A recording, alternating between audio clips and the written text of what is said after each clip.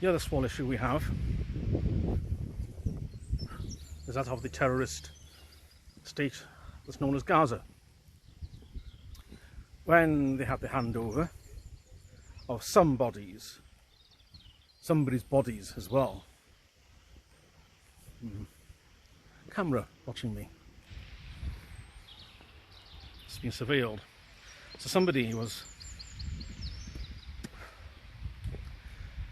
handed over, the coffins were handed over at a ceremony on a stage with a rock star, with the rock band festival, staging, aluminium stage, you know how it goes, and a banner of the deceased and the little babies and the small child. Huge banner. Who printed that? Considering it's meant to be an impoverished, starved hole that people can't afford to eat, to feed themselves, there is no food, there is no industry, whatever. That's the propaganda. There's a huge amount of ability there to print that banner that size. Anyway, so 4 black coffins, padlocked. The Hamas didn't hand over keys either. And when the IDF got hold of them, they had to scan them. Make sure there weren't any booby traps in them. Make sure there's no explosives, because they have a habit of doing that. And then it turns out that the remains aren't who they said they were. Who knows who they were? Hamas aren't saying. Guess, basically. So where are those people? Are they just random bits of remains from who else? Are they actually Jewish or Israeli? Are they not sort of happen to find some Hamas Gazan civilians and just stuck them in there as bones? I don't know. But that's what you're dealing with when you have people celebrating out there and cheering and whooping along, very, very pleased that those civilians were killed.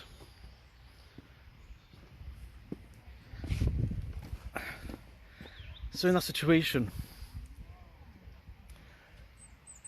as a terrorist state,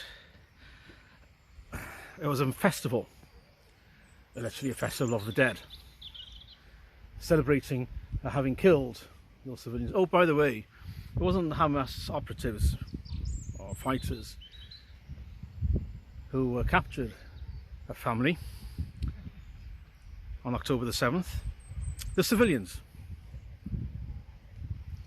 And there are plenty of examples of that, ordinary civilians, or I could say ordinary civilians, except there isn't, though, is there? Ordinary civilians went over and sort of did the old, I think I'll take you away, and which is why you had civilians being hostages, being held by so-called ordinary Gazan civilians. You can pull the other one, can't you? They aren't. Not by any stretch of the imagination. Please. Stop gaslighting. They were it's a terror state. So high on earth, so many people here support all that. It's beyond me. Unless they've been watching too much BBC.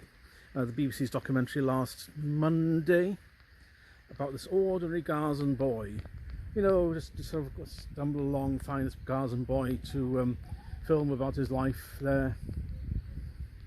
Except he turned out to be the son of the Deputy Agriculture Minister for Hamas, Deputy Agriculture Minister, who also held positions in the Gazan government for in education and propaganda.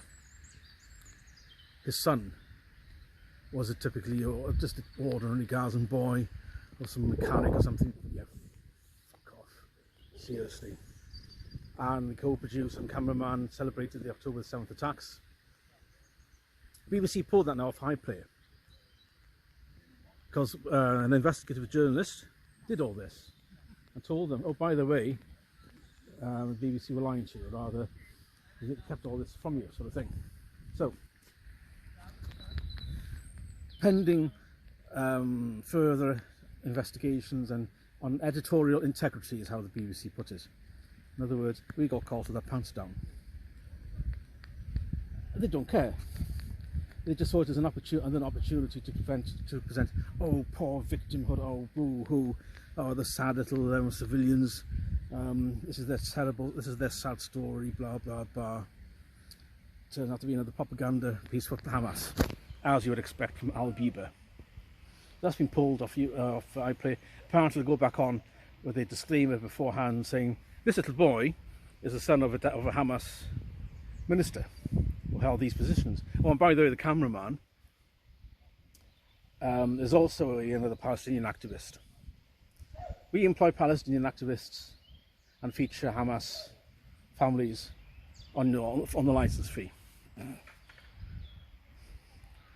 But as Rupert Lowe asked, why are so many people here in the UK supporting them? Certainly we can't expect it among the laptop class, certainly public sector, the public sector laptop class, teachers, academics, I use that word loosely, and lecturers and further education. You can sort of expect that they've been just so indoctrinated in anti-Semitism for decades. And it's the